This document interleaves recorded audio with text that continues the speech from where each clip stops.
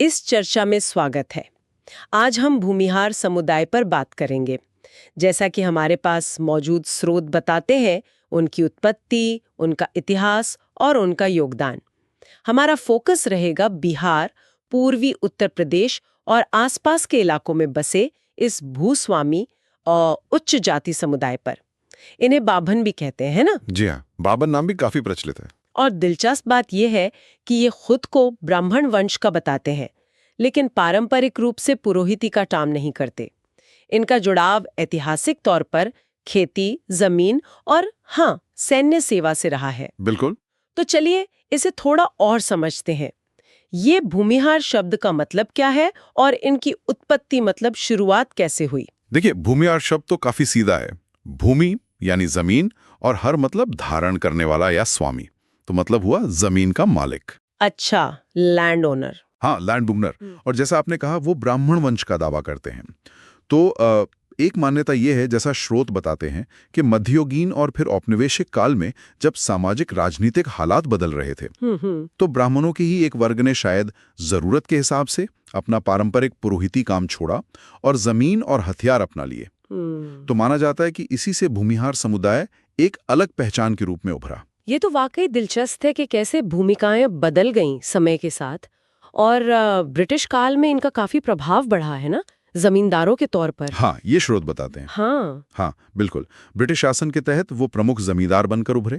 इसमें कुछ बड़े नाम भी हैं, जैसे गया में टिकारी राज था, सारण में हथवा राज। हाँ, मैंने पढ़ा इनके बारे में। जी, चंपारण में बेतिया राज, समस्तीपुर में नरहन एस्टेट, बक्सर का डुमरांव राज, ये कुछ प्रमुख रियासतें थीं। तो उस दौर में इनका अच्छा खासा दबदबा था। तो यहाँ एक तरह का विरोधाभास सा लगता है।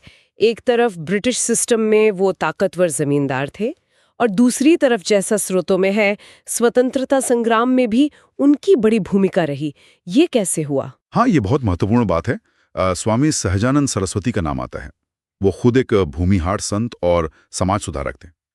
उन्होंने किसान सभा आंदोलन चलाया, जो किसानों के हक की बहुत बड़ी लड़ाई थी बिहार में। हाँ, किसान सभा आंदोलन। जी।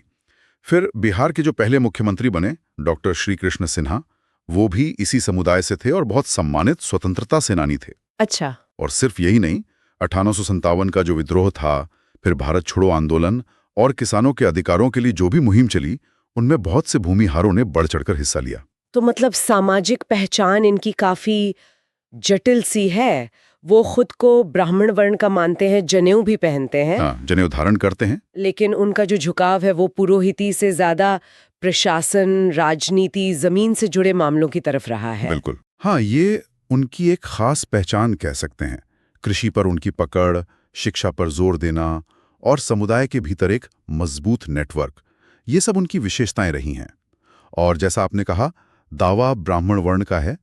पारिवारिक स्तर पर ब्राह्मण रीति रिवाज भी मानते हैं, लेकिन सार्वजनिक तौर पर पुरोहिती में कम ही दिखते हैं। और अगर आज की बात करें, आज के समय में उनकी क्या स्थिति है? क्या वो पहले वाला प्रभाव अभी भी है?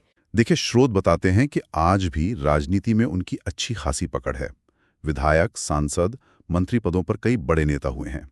जैसे जगन्नाथ मिश्र का नाम आता है, ब्रजेश मिश्र। हाँ, ये नाम सुने हैं। जी। फिर कानून के क्षेत्र में, नौकरशाही में, वकील, जज, आईएएस, आईपीएस अधिकारी, इन सब में भी उनकी अच्छी उपस्थिति है। सेना में भी, अकादमिक जगत में भी। और सरकारी वर्गीकरण में वो अग्रणी जाति यानी जनरल कैटेगरी में है। हाँ, सामान्य श्रेणी में उन्हें कोई आरक्षण नहीं है। हालांकि स्रोतों में ये बात भी आती है कि समुदाय के कुछ लोग आर्थिक आधार पर कोटे की मांग करते रहे हैं।